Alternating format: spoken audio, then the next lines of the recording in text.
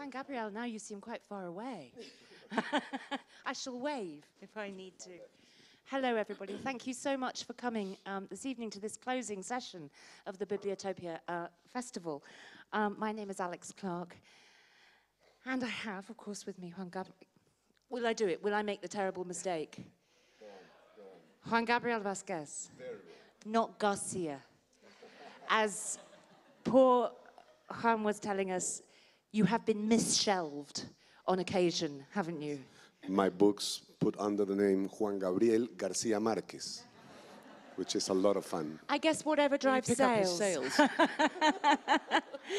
Aminata Forna and Max Lobe, it's so nice for you all to be here. Now, we're pondering where this session will take us. I think it will take us in many interesting directions. Your books are very different from one another, but there are themes that I hope we're going to kind of tease out, and one of them that strikes me immediately is the theme of movement, of exile and return, and of what a sort of global citizenry looks like. We're going to ask you to chip in at the end and give us questions if you wish. But I'm going to begin just by asking each of the writers just to tell us what their most recent book is and what their, well, you have a rather important prize giving to go to, do you not? Yes. My novel, The Shape of the Ruins, is shortlisted for the Man Booker Prize, which I intend to lose on Tuesday. And the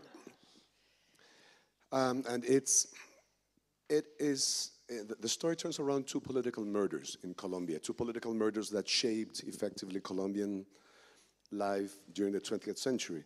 One of them is the murder of Rafael Uribe Uribe that happens in 1914. This is a character that you know, even if you don't know, you know him, because he is the model, this real-life politician is the model Gabriel Garcia Marquez used for Aureliano Buendía, the main character in 100 Years of Solitude. And then there's this other murder in 1948, the murder of Jorge Eliezer Gaitán, which broke the 20th century in two for us Colombians. And so the novel tells the story of this writer, Juan Gabriel Vázquez, who at some point meets a character obsessed with the idea of dark conspiracies behind both murders, and the murders having something to do, and their relationship with other big events of the same kind, like the murder of JFK. So it's one of these conspiracy theorists. And the investigation into the Colombian past, into those acts of violence, happens at the same time as my personal investigation into the private life of this character called Carlos Carballo. So this is the book. It's a book about people trying to find out things. Stories within stories. Yes. Thank you very much. Aminata, happiness brings us to London, but it has many different starting points, as it were. Happiness is about happiness. Good title. Actually, happiness to me is the culmination of nearly 20 years of thinking about something, which started with a memoir and went through novels and was really about how people are affected by extreme events in their lives. Principally, in the case of my books, civil war, civil conflict. So the memory of love, which I see as the two-hander to happiness, and actually has one of the same characters reappear, was set in the Sierra Leone civil conflict, or just after the Sierra Leone civil conflict, and dealt very largely with trauma. It was a love affair, love triangle between a British psychologist who goes to Sierra Leone in the wake of the war, is befriended by a Sierra Leonean surgeon, and they are in fact both in love with the same woman, as it happens. But it was also an investigation of the cost of war emotionally to people in a country where a civil conflict has been endured. And I really wanted to examine the way in which suffering and trauma are different when you are obliged to stay living in the same place with the people against whom you have most recently been at war. But anyway, I continued to think about trauma and its impact. And happiness is really, in terms of its theme, it's sort of looking at how people emerge from that kind of trauma. And I've written these books. Two things have been happening. There's been sort of emerging theories on what trauma is, PTSD, trauma, and particularly resilience, which is what happiness is all about.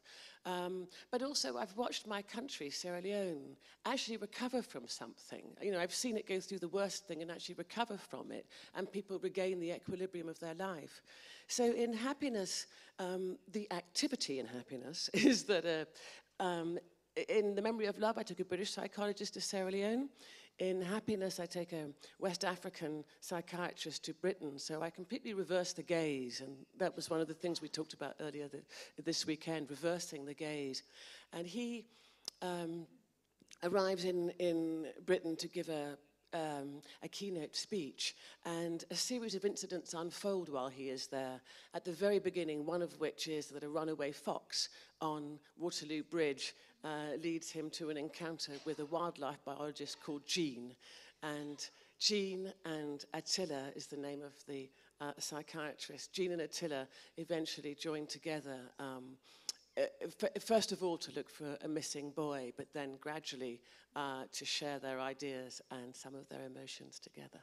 May I ask you, did you know very much about foxes before you started writing Happiness? Why people ask me unusual amounts for, I think, a normal person.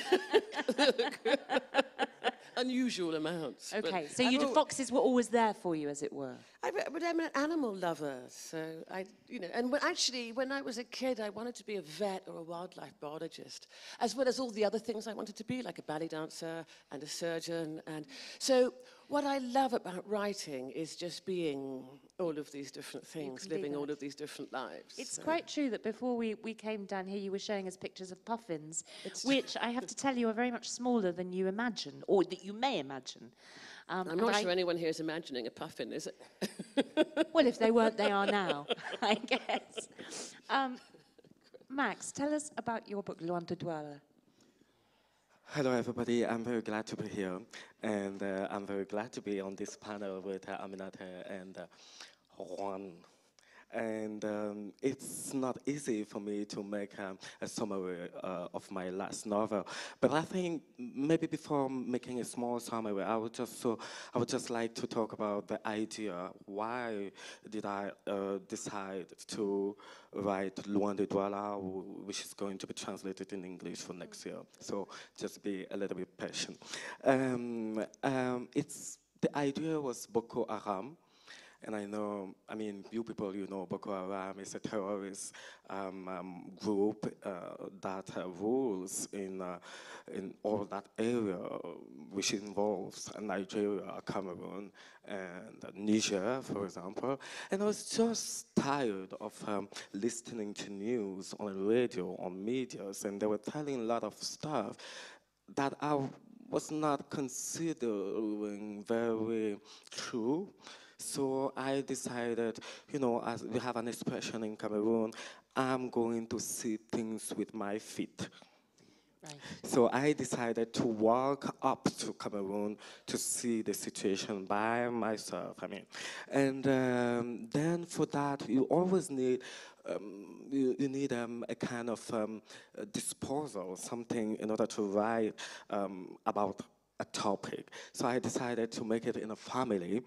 We have three main characters. We have Roger, he's the first one, the beloved of the father, and he has a dream, is to become a very famous football player.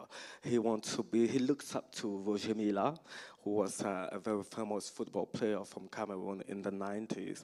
And his junior brother, he's a beloved one from the mother. The mother is very religious, and he's also the very brave one, no? And you have the third main character, his name is Simon. Actually, he's not the blood brother of the two first ones, but in Cameroon, like in many other countries in Africa, being brother does not mean we are coming from the same womb.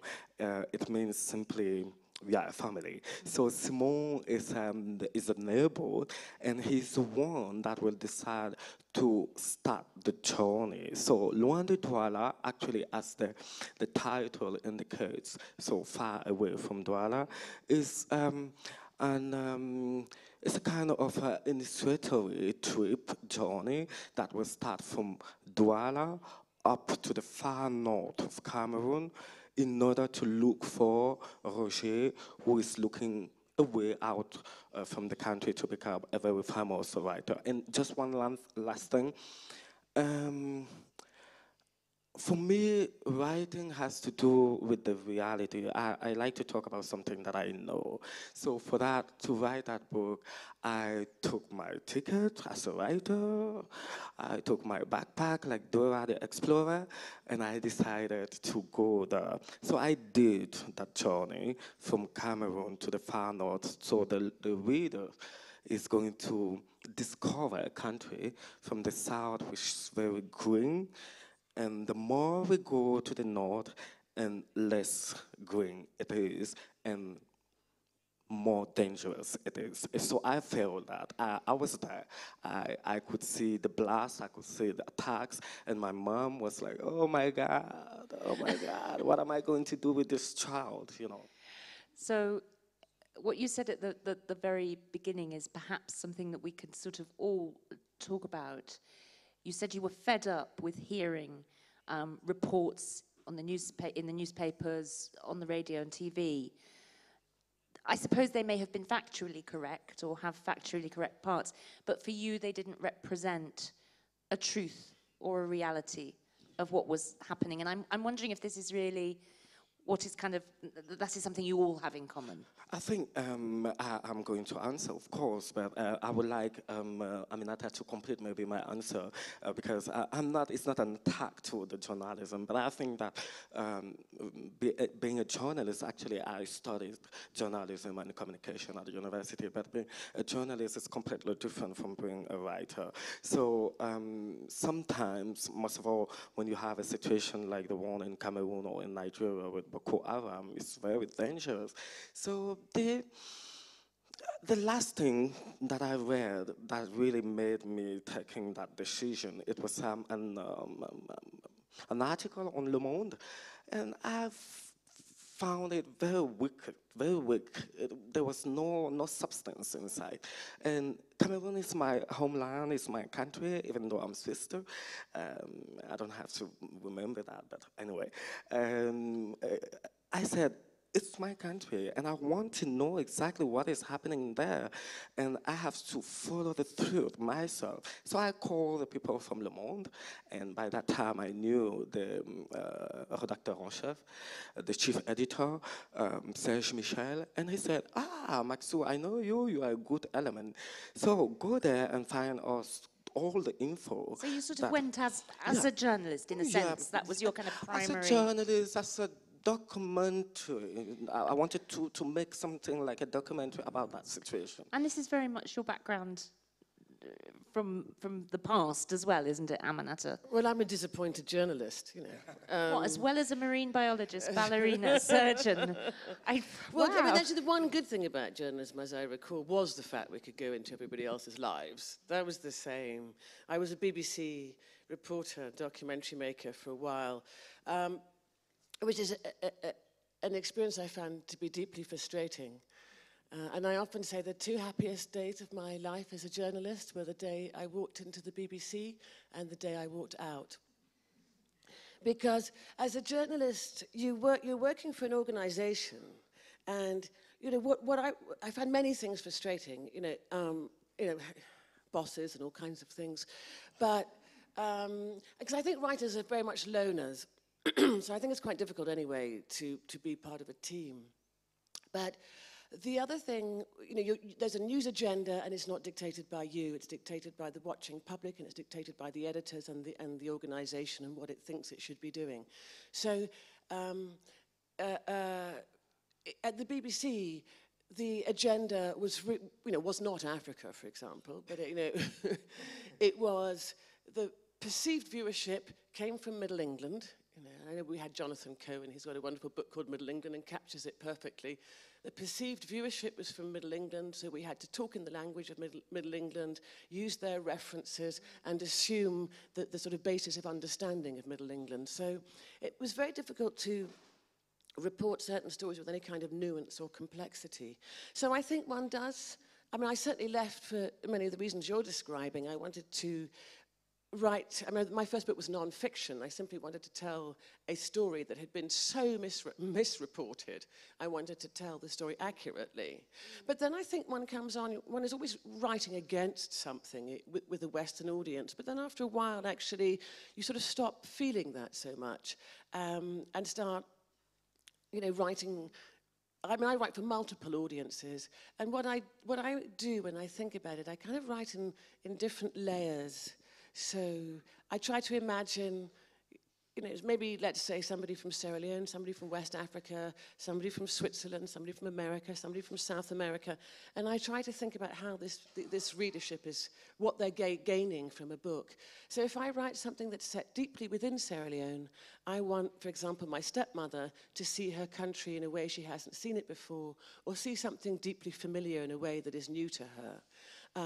Where somebody much further removed from that country, of course, is going to have, you know, the novelty factor. And then I do things like a little bury little details and bury little in-jokes that really you only get. They're only going to mean something to a specific story. But yeah, I mean, so sometimes doing that, which of course I can complete, I mean, that's what writer would not want to write for a variety of audiences. Occasionally, well, yes, that may also be, that was maybe an idealistic thing of me to think, but you must sometimes come up against problems in actually being able to do that. I don't think one can entirely do it. I think one can only be aware.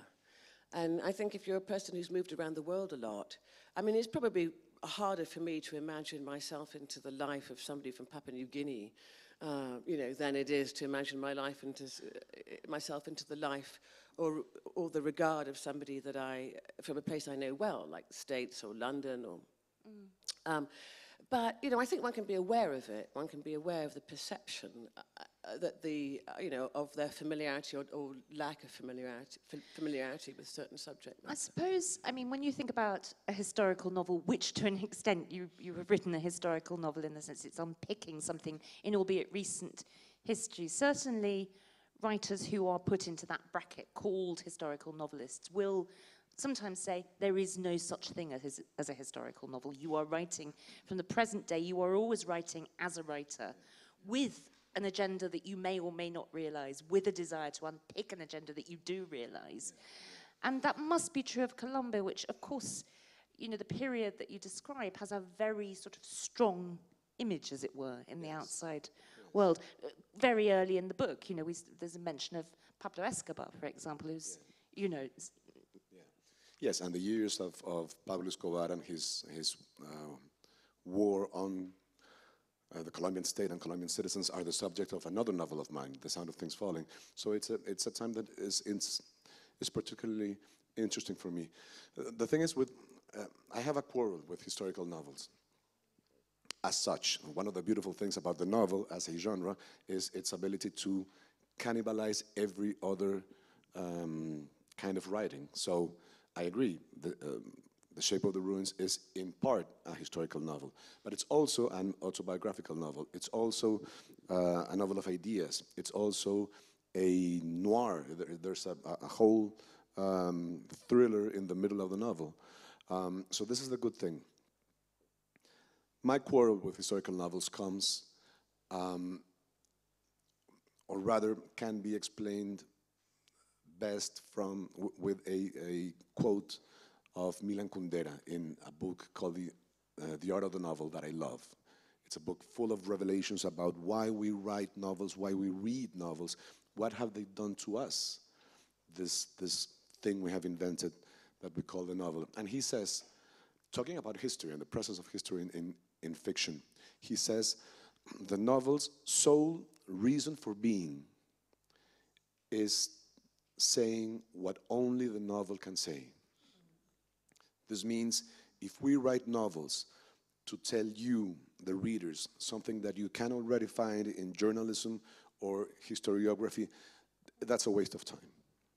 And most historical novels, most conventional historical novels, do just this. They gather up all sorts of informations, encyclopedic informations about the French Revolution or life in ancient Egypt or whatever, and they tell the same story in novelistic fashion with dialogues and maybe a certain little journey into the mind of a character. This is not what novels do for me. The whole idea behind writing a novel is telling you things that you cannot find otherwise. There's something kind of occult about novels, necessarily.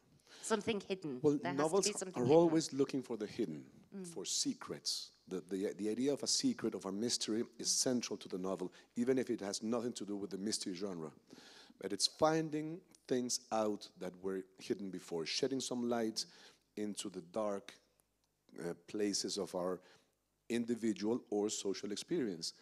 The wealth of material Colombians have about the years of the drug wars, the bombings, the shootings in the street, is immense. We can go on the internet and even look at a video taken of the moment a presidential candidate is shot.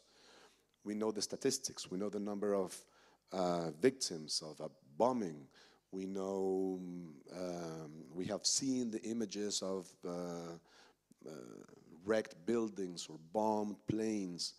But where do we go to find what happened in what, for lack of a better word, we call the soul of Colombians of that time? Where do we go to explore the emotions, the morality of people who went through this period? We go to novels, and this is what novels can do, and this is what I try to do in them. Now I have both of you. I can tell you're both. Now who? Well, I mean, Well, because I can come directly off the back of that, because what Juan was saying reminds me of Nadine Gordimer and her essay, Witness, the Inward Testimony, which was her Nobel acceptance speech. And it really was an exploration into why she writes. And she described, much in the same way as you have, you know, in fact, with the bombing of the Twin Towers, you know, the first layer of witness are the people who were there. The second layer of witness is the journalists and experts. But the third layer, and the layer that we really find out most from, are writers. Because what writers bring to these events through fiction is exactly as Juan was saying, but what the way Nadine Gordimer put it was, with our immense endowment of the seventh sense of the imagination. And so it's about, it's about that next thing, understanding what it means, what it really means, as opposed to simply the top level of what happened and what it meant at that time politically. What it really means, what is the interiority of that experience. I just wanted to add something because this is really interesting, this topic. I'm used to make a difference between three professions. Like the first one is an historian, then a journalist, and then a writer. Just imagine there is a fact, there was something that happened. Let's say there was a strike in Douala 2 years ago, and 20 people were killed by the soldiers. Okay, this is the event. The historian will say, okay, in 2017, there were these actors, like the president, the government, the opposition, the army, and we had 20 deaths. And it's all actually for the historian, and he would try to explain it like with the actors. And the journalists, when you open, for example, the television or even the radio, when you listen to RFI or BBC Africa, they don't have too much time, first. So for a report, they have something like 2 minutes. They will say, hello, to the top of the news, there was a strike in Cameroon 20 young people were killed by the army, and then to move directly to another topic, which is like, and that is very important, what I'm about to say. They will move to maybe Barack Obama sang a swing today, or Michelle Obama was dancing hype up. So I'm like, that has nothing to do with each other. There's no transition. I didn't have the time to digest what you have just said before. So then comes in the scene that the writer. Yes. The writer would say, okay, stop. What has really happened in Douala? He said, okay, 20 people died, but me, I will consider this one. His name was Jean-Marie. I want to know who is the mom of Jean-Marie. Did the mom try to stop him from going to the strike? And why didn't he accept the advice of the mom? Why did Jean-Marie, who is maybe just a teen, decided to go to the strike? And when he's listening to the army shouting, why didn't he stop? He kept on striking. And me, I want to go there inside to understand his history, his life run, his life path, his life, to understand exactly why that person would behave like this. To that extent, though, then, how much do we say that it's inbuilt in the novelist's, what the novelist does? Is there a sort of provisionality? Because if you suggest a reason that he went, he didn't stop, what his mother thought, you're kind of, by definition, you're suggesting something that you're imagining is happening. Yeah, definitely. And you're putting forward one theory as to what might have happened. You're suggesting what might happen if two people meet quite by chance in London. You accept a sort of contingency, don't you, as part of your job. That appears necessary to me, and yet at the same time you actually want to say something that doesn't feel contingent. You want to get to a sort of non-provisional truth. Well, it's the idea of novels being able to go where documents won't allow you, in a sense that the German poet Novalis, I quoted him yesterday or the day before, said that novels are born of the shortcomings of history. So there, where great historians are unable to go because they don't have the documents, they don't have the proofs, novels go there. So they fill up with a kind of imagination I like to call moral. Moral imagination fills the empty spaces left by the kind of information that historiography or journalism deal with.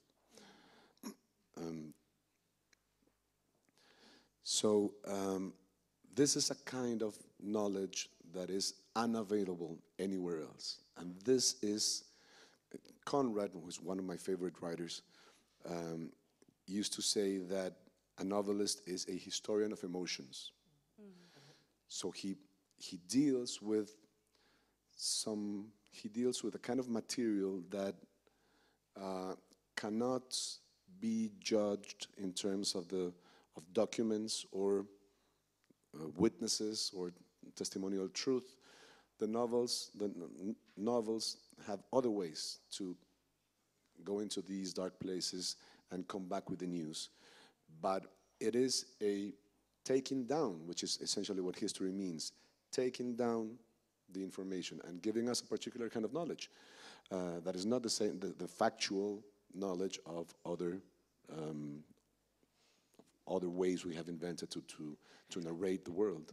I mean, for example, for Boko Haram, everybody here in the room knows at least something about Boko Haram. But if you read Loin de Douala, you will not have all the info that you have already read elsewhere, because I'm trying to talk about that phenomenon in a completely different way. I'm talking about Boko Haram with a family story. within a family story. There was somebody that ran away to go to Europe, and there was a concept that I didn't create, the concept of Boza, B-O-Z-A. Boza, it means, Boza, it means a victory in some West African dialects. And just imagine, Max Lobe, if I want to travel from Douala to Paris, I will fly with Air France, Bruxelles, 6 hours, and I'm there. But there are some people, they don't have the means, they don't have money to buy a flight ticket, and most of them, they don't have visas. Because the Schengen zone, they will not deliver a visit for them. So I consider myself actually very lucky. And those people, they will take 6 years to do the same thing that I do in 6 hours. And so it's a kind of itinerary, a kind of a route, step by step. They stop in one city, they walk, they gain some money, and they continue, and they continue. And this is the route that actually Roger took to go to Europe. And then there was a chase, like John and Simone, to find him.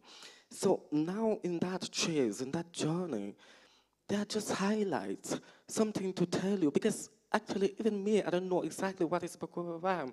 It's just like people would tell you there was a blast yesterday, and you know, in those parts of Africa, in the far north of Cameroon, there are no journalists. If there is a blast in Lausanne, tomorrow is the big news, is the first news.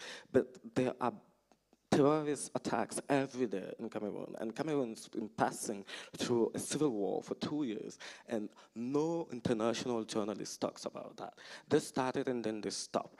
And so that is, I always consider it my job to go down there and to understand exactly what is happening there, specifically with also with the religion, how people, how do they live with terrorism every day, every day, yeah. And yet, of course, the story that the kernel of the story, the idea of a young boy who wants to be an internationally famous footballer, and you could change the specifics of that, it could be somebody who wanted to be something else. The idea of somebody going in search, a quest, I mean, these are actually fundamentals of literature and art. I just want to, I suppose, probe the idea of universality of story. And I particularly wanted to, I read something that you wrote, Juan, about what you call tenant literature, and it just struck me as such a kind of useful and interesting kind of concept, the idea of actually deciding to move between literary cultures. Yes, yeah. And just trading off that kind of specific and universal all the time, is, I guess, what novelists do as well. These are the words that you found, tenant literature? Yes, maybe it was not a good translation. It's a great translation, but the thing is, the concept comes from an interview V.S. Naipaul gave maybe 30 years ago, in which he was discussing the problems that come from the fact that you're writing about a place you are not in. So what happens when somebody like myself, what happens when I left Colombia? When I left Colombia in '96, in order to become a writer, I was a walking Latin American cliche. I went to Paris to become a writer, and then I ended up living in Barcelona. I lived for 16 years abroad, all the time writing about Colombia. So what happens in this situation? Is your relationship to your material weakened?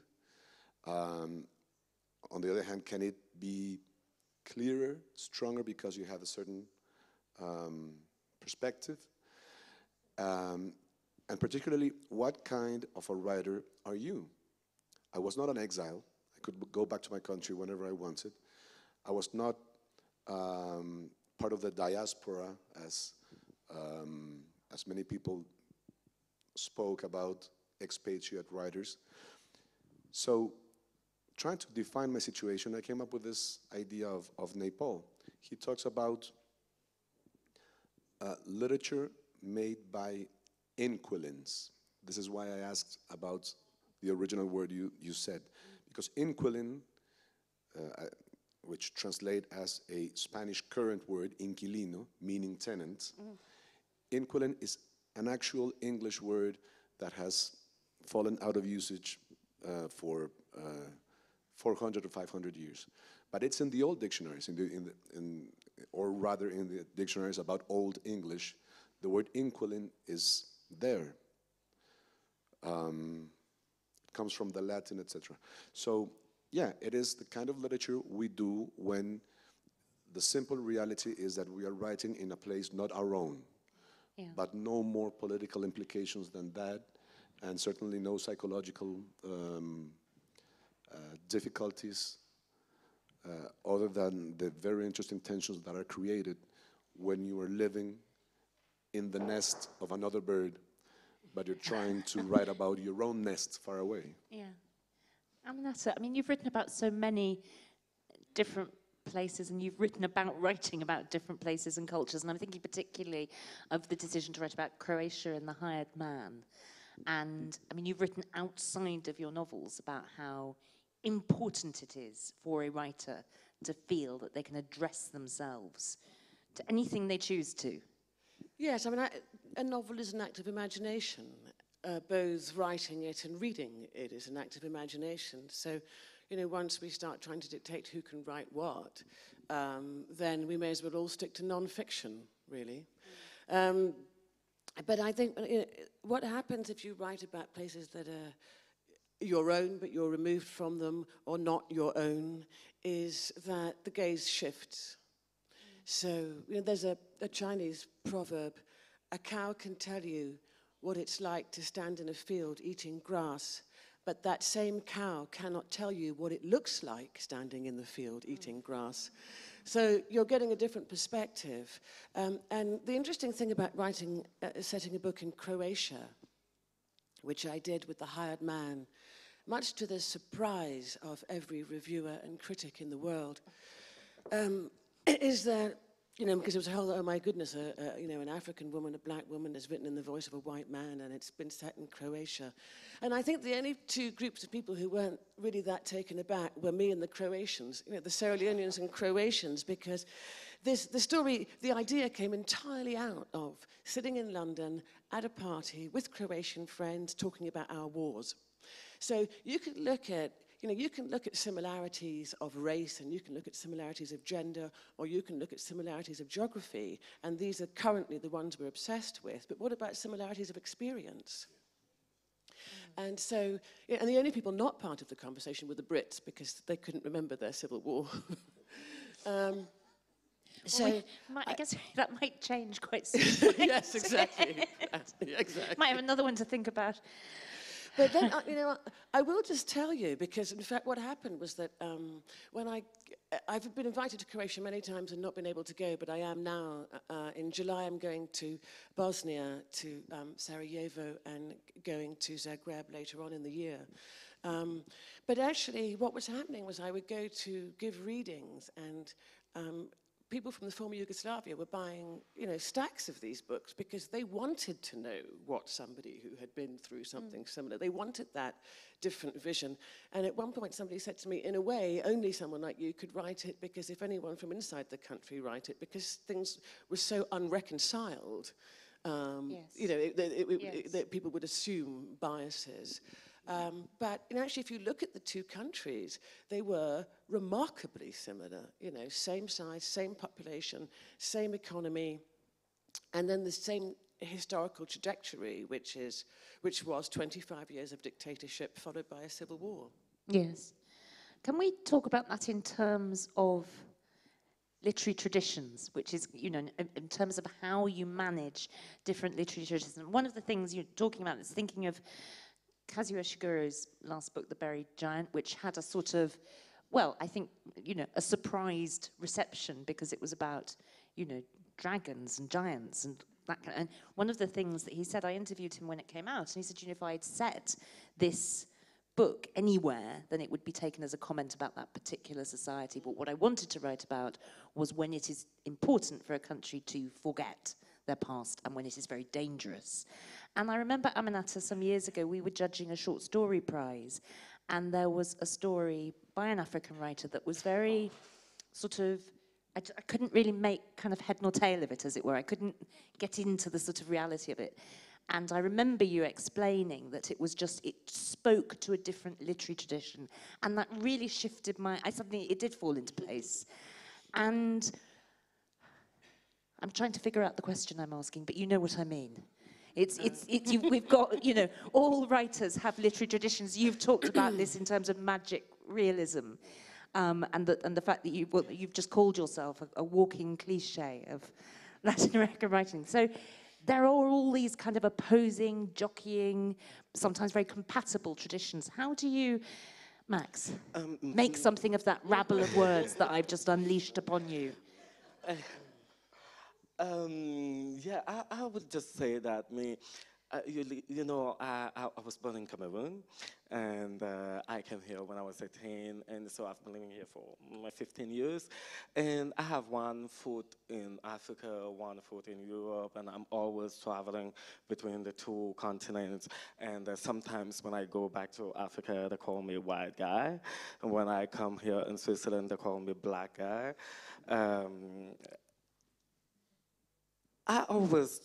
For me, I think literature gives us the opportunity to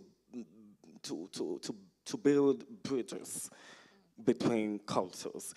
I mean, to try to, I always try to how can I say, to put in front our similarities, but that does not mean that we should not accept that we are different. I don't know if you see what I mean. As a Cameroonian, sometimes I say it's a kind of schizophrenia inside of me, because you don't know how to behave finally if you are behaving as a Cameroonian or as a Swiss guy. But what I want is to tell to people that actually we are different. Yeah, I know there are a lot of differences because I had another education in Africa and I'm coming here, there is another education. But the most important thing in literature gives us that opportunity is to show us what put us together, what makes us coming together. Sure. Is there then the issue, and Aminatou, maybe this is something you know that's I think you have written about, is that what we actually have is a sort of hierarchy. You know, there is a kind of I suppose post-imperialist idea of, you know, what is culture, what is the novel? Is the novel really the product of sort of Victorian literature? And how do actually you sort of incorporate all these other types of literature? How do they have equal voices? I honestly do not know the answer to this question. You know, my background, I have so little formal literary education, you'd be surprised. I mean, my background was law, you know, followed by journalism. I never formally studied literature. And when I did, I actually studied Spanish and French literature. So when I think, you know, when I actually approach a novel, I'm not thinking of any traditions at all. I'm simply thinking of what is the best way to tell my story. Yeah. And my reader, you know, as I expressed earlier, my readership is it's quite a diffuse group of people. I'm not thinking specifically of where I fit into any particular canon. I've been asked quite a lot of times, which canon, you know, do you think you fit into? Which canon do you fit into? I mean, I really have no idea. I get called post-colonial quite a lot. So, I mean, it certainly isn't something that's at the forefront of my mind. No, because you're actually doing it. Yeah, you've actually got to do the practitioner. It's quite hard to think that way. Juan, you also have a career or have worked as a translator. I mean, you've translated Victor Hugo and Forster. I mean, these are very, you know, you call one, I suppose, a novelist of great sort of interiority and kind of occult sexuality, as it were. Yes. And you call Hugo, I suppose you call him a social novelist in other ways. I mean, if you were putting labels on like that. So you've kind of thought about those different traditions. They've been present for you. Well, this is a huge issue for me, tradition, not only because of those writers that you have mentioned that have shaped different aspects of the trade for me, as I understand it, but also because of the weight of my own tradition, of what happened to my generation growing up both as a reader and as a novelist. And this is the relationship with what we call the Latin American boom. The Latin American boom is a generation of writers where we find Gabriel Garcia Marquez, Julio Cortázar in Argentina, Carlos Fuentes in Mexico, Mario Vargas Llosa in Peru. These people started writing novels at the end of the 50s, and they dragged with them other names like Jorge Luis Borges, Juan Rulfo, or Juan Carlos Onetti. I mean, completely different writers, really, completely different types of completely writer. different writers, but whose work taken together or watched together was probably one of the most important literary phenomena in the 20th century. You know, it was kind of I mean, I suppose particularly because it sort of coincided with, you know, the boom of a kind of particularly, a very good book chain in Waterstones in England. If you were sort of my age, and it was basically the law that you had to read 100 Years of Solitude. Exactly. I mean, it was pretty much illegal not to read it or be reading it. Yes. So that, yes. so, and of course You we should were be taken to jail if you beneficiaries didn't- of that. Yeah. But it was, what did you find that limiting then? No, but this is the question I get. As many Colombian writers do, one of the questions we answer most often in our careers as writers is, how do you write after Garcia Marquez? Almost, the undertext is, how do you dare to write after Gabriel Garcia Marquez? But also, how do you deal with the terrible, overwhelming presence of an influence of Gabriel Garcia Marquez? Because readers have realized that there's not one single, for instance, there's not one continent in the world in which we don't find a writer that has said at some point or other in his life, I couldn't have written my books without 100 Years of Solitude. Moyan in China, Peter Carey, Salman Rushdie in different words than these, Toni Morrison, all, and I don't know, in Europe there are countless examples too. African continent. And what about Ben Okri, for instance, and several others, and Coetzee and Nadine Gordimer are among the best readers of Garcia Marquez that have managed to admire his novels without taking in the influence. So 100 Years of Solitude changed world literature forever. And I come from the place that produced this book. So this could be an unbearable weight. This could be a terrible shadow. Quite to the contrary, I feel that to write in the tradition that was once enriched by this book is a huge advantage. I have an advantage over Garcia Marquez. When I began to write, Garcia Marquez had already written. Yeah, who did he have? Exactly. Yeah. When he began to write, he hadn't begun writing. You see what I mean? So he had to invent something where there wasn't anything before. My Spanish language, my Colombian Spanish language, is a place where 100 Years of Solitude was once, where A Chronicle of a Death Foretold or The Autumn of the Patriarch went by 30 or 40 years ago. And it's a toolbox. My tradition is a toolbox that has more instruments to my disposal because of Gabriel Garcia Marquez, and this is an advantage. And that presumably can go back. I'm put in mind of the British. I'm sorry. This doesn't mean that I haven't rebelled and fought consciously against magical realism as a way of looking at the world. What I do is very different. Talked about it. And the British novelist Howard Jacobson says the great thing about being a novelist is you are, if you're writing in the English language, you are standing in the same mud as Shakespeare, even if you're not. And that is not to claim a sort of kinship or a kind of any sort of parallel, but you're in the field. I mean, the language is, what is it like when you've grown up with different traditions? I'm thinking, Aminash, you've written a lot about being Sierra Leonean heritage, but also Scottish heritage, and one side seeming to dominate over the other. and wanting to be recognised as having both those heritages? Well, I'm listening to what you say because Sierra Leone does not have a strong literary tradition. I mean, it has a strong storytelling tradition, but it doesn't have a strong literary tradition. In fact, we still don't have a publishing house, and we only have one bookshop. So I was not fighting under the weight of anything in terms of Sierra Leone, but of course West Africa has a very strong literary tradition, Nigeria and Ghana. And then I'm also reminded of something that when I was in South Africa, the young South African writers were saying their burden was, what do we write about after apartheid? Right, because for so many decades, apartheid had been the thing. I don't know how. I mean, as you were speaking and as we were discussing this, I'd like to jump forward 50 years and see what they're going to make of us. Yes.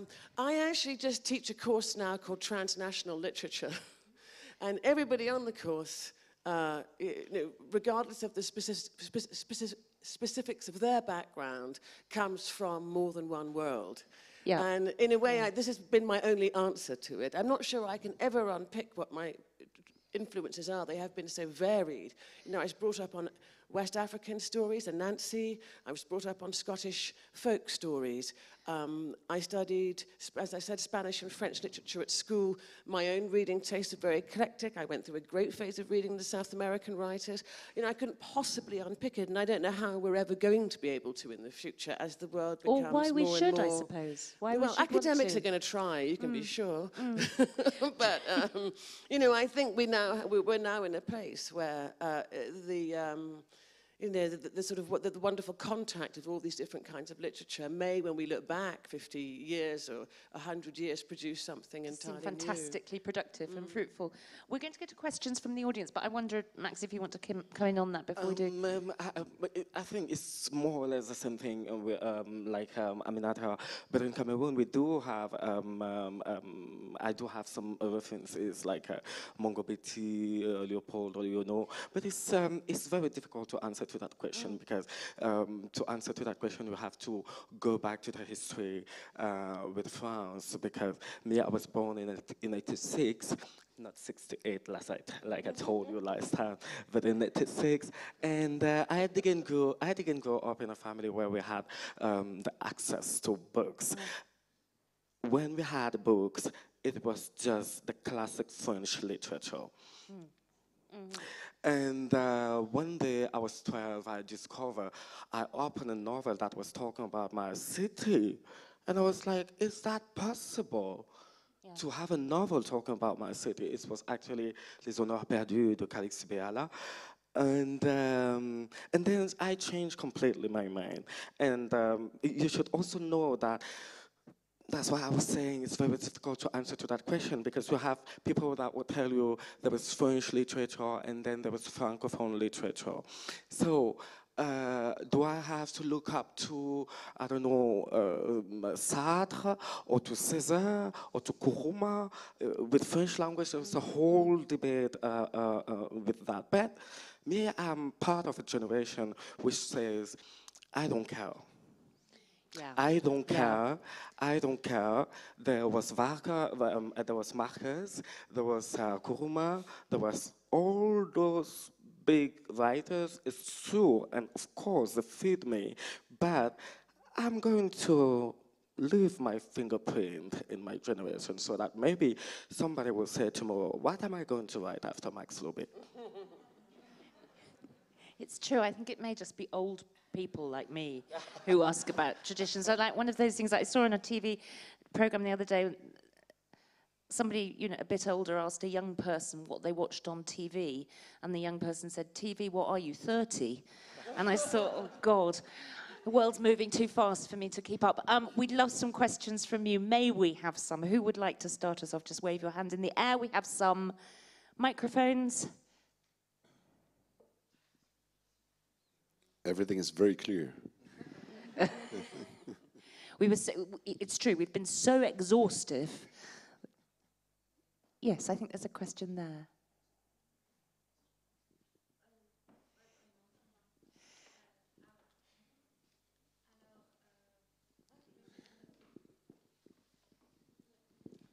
Thank you. Just so we can all hear you, that would be great. Alors,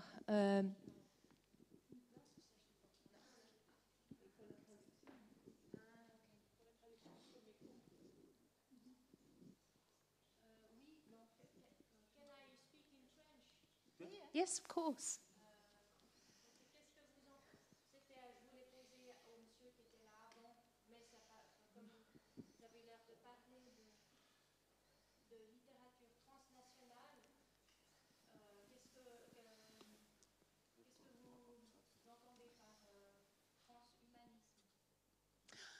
What is its relation to have I understood this correctly? Or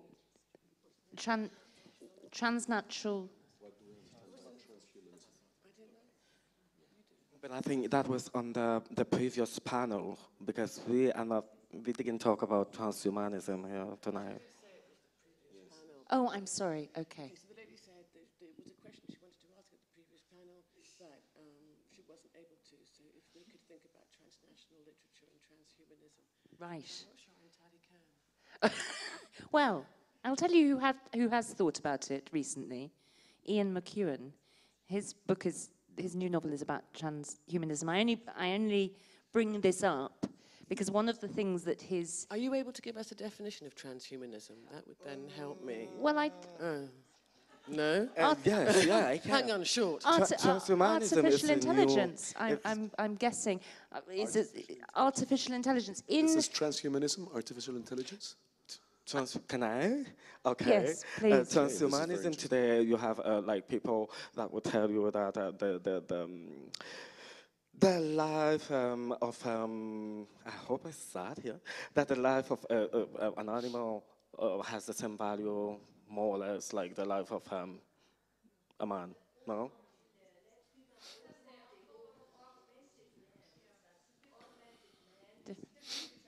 Okay, it's a different debate.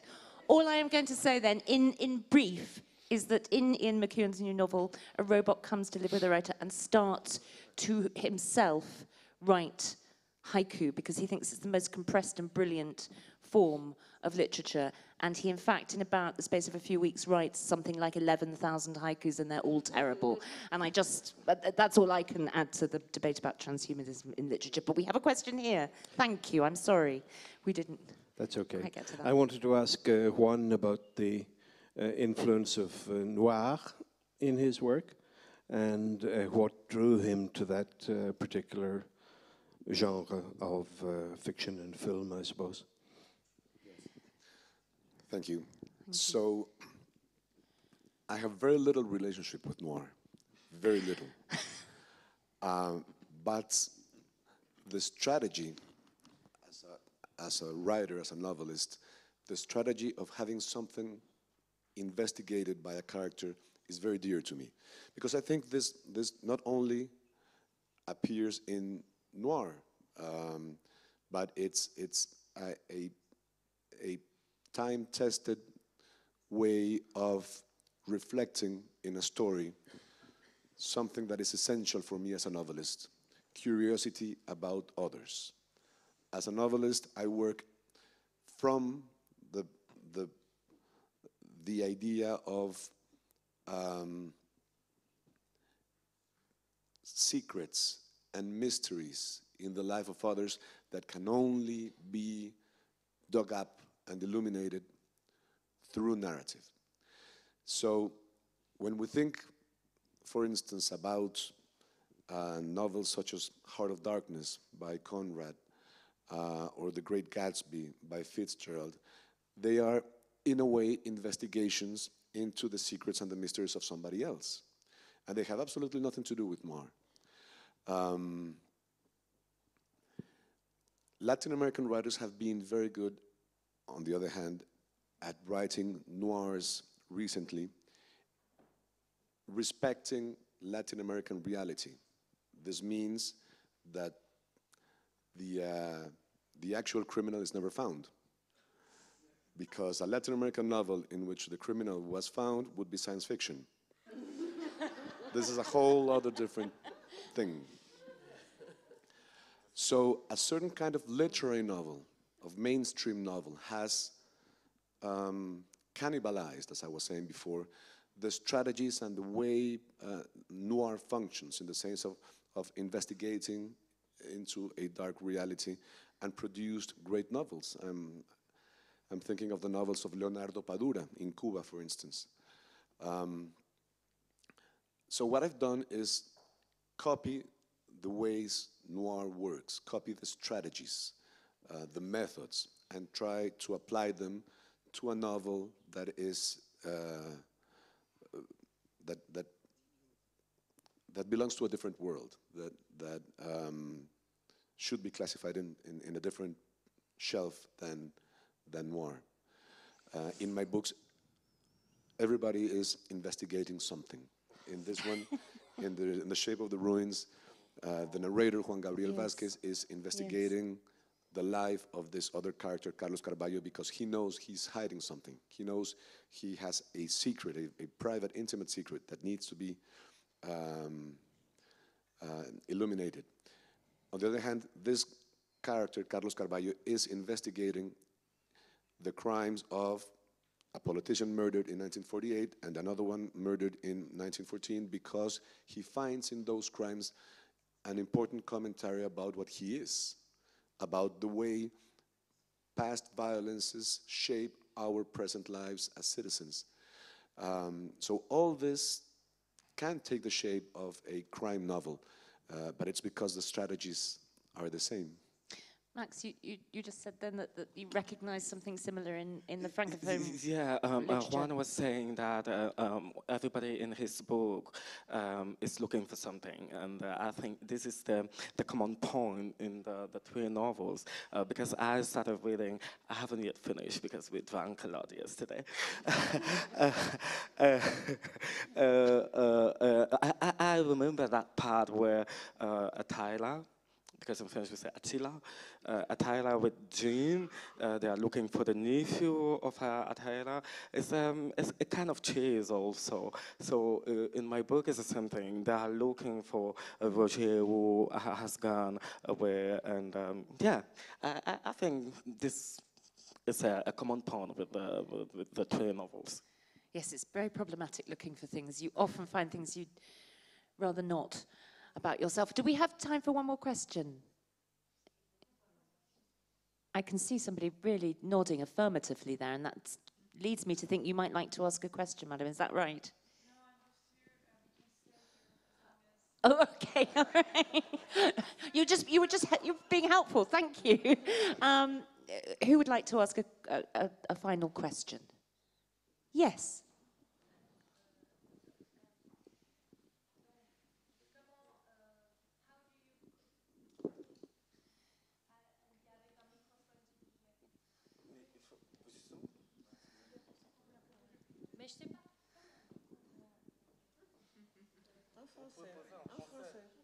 Yes, you can ask the question in French, if that's, please.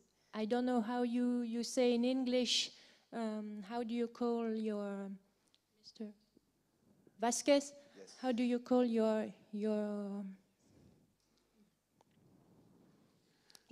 shot? No, your Vous pouvez parler en français. literary shot.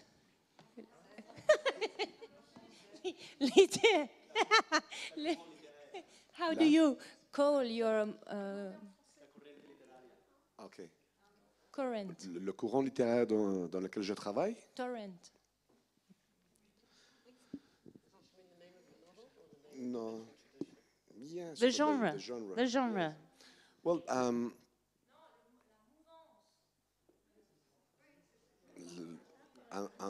vous voulez dire un mouvement littéraire auquel j'appartiens ou j'appartiendrai?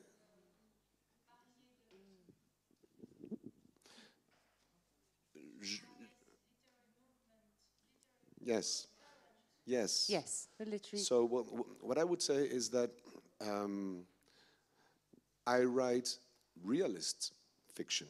My novels are what you would call realism, and this is a very efficient way to put it because I come from a tradition in which the prevalent mode for the last 50 years was something called magical realism, which is what Garcia Marquez did, a way of describing Latin American reality in which fantasy and superstition and folklore are narrated as if they were the most normal thing in the world and part of our daily life.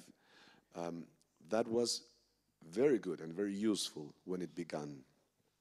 It was a useful way of looking at the world because it was new. It is no longer new, and it's no longer useful to learn new things. So I have always preferred another mode, the mode of other Latin American writers, the mode of, I don't know, English language writers such as Philip Roth or Alice Munro, and many others, in which reality is explored as it is, as a world which we all share. So there's no magic in my books, and Well, I wouldn't no say that. beautiful woman, no Different beautiful kinds of women. magic. Different kinds of magic. Thank you. But that also, it's Thank interesting you. when you sort of, you know, you put it like that, realism, magic realism, where then does modernism live in that? Because an argument would go that literary modernism is a much more realistic way of depicting an interior world. It's very dangerous to ask me to talk about these things. Okay, fair because enough. we could stay Put them here. together, We could actually. stay here for hours. Latin American boom, the Latin American boom, this generation, and in particular, novels such as 100 Years of Solitude, or there's this extraordinary thing called Conversation in the Cathedral by Mario Vargas Llosa, or Carlos Fuentes and a novel called The Death of Artemio Cruz. These are all things that you must read right now. I command you. All these novels taken together can be seen as the last breath of modernism. They are the direct inheritors of Joyce, Faulkner, Virginia Woolf. The great Virginia Woolf is present in the first novel of Garcia Marquez, like you wouldn't Yes. believe. Yes. But I just have a question for Juan. When you write, actually, do you think about all those things? Yes, Oh, really? yes. Yes.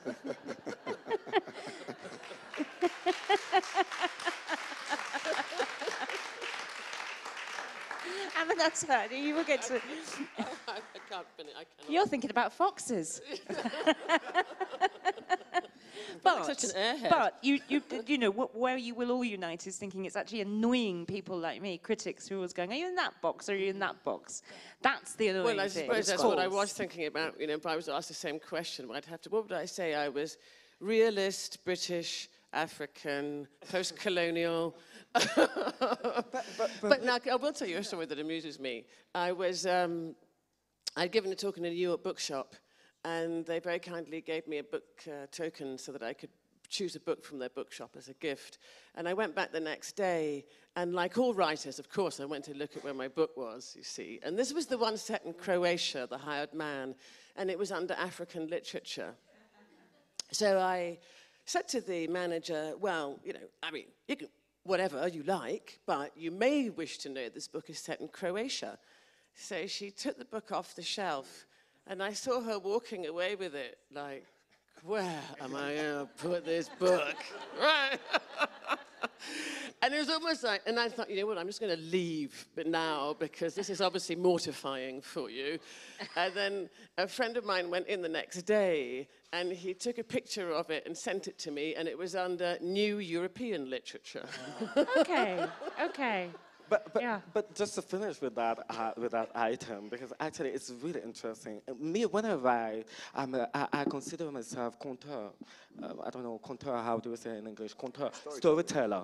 Storyteller. I really like to tell stories. So I will not think, is that a realism? Is that this? Is that? No, me, I want to tell a story. And my second novel, La Trinité Bantu, Bantu Trinité, on the cover, you have like vegetables, tomato, carrots, and all those things. And one day I was in France in the bookshop, and they put it in kitchen books. Kitchen books. And I was like, okay, but okay, for sure, the books talk a way or another about ndole, all those Cameroonian meals, but it has nothing to do with kitchen. But why not? If it helps to sell books. Well, I was going to say, and not to be too discouraging to the wonderful world of literary fiction, but putting it in the cookery section, Yeah. it's probably going to do quite well, isn't it? Yeah. Really. Thank you all so much. That was really fascinating. I have to say, we must send you off with good luck, Juan, for the Man Booker International on Tuesday. Thank you. What is happening? Well, we have one more question. Would you like to? You may.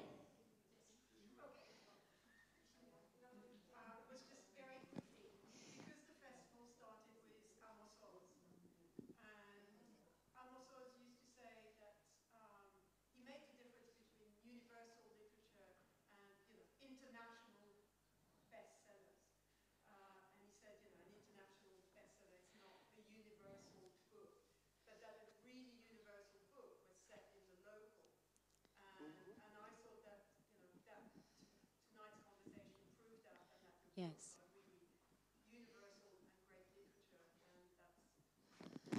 Thank you so much, Thank Geraldine. you. That's a great way to end. You should be up here. Yes. You should be up here. Thank you so much. Thank you very much all for coming. Thank you so much to Bibliotopia. And to be vulgar, you can buy books upstairs, even ones with, cookery type motifs on the front. And these wonderful writers will sign them. Thank you very much.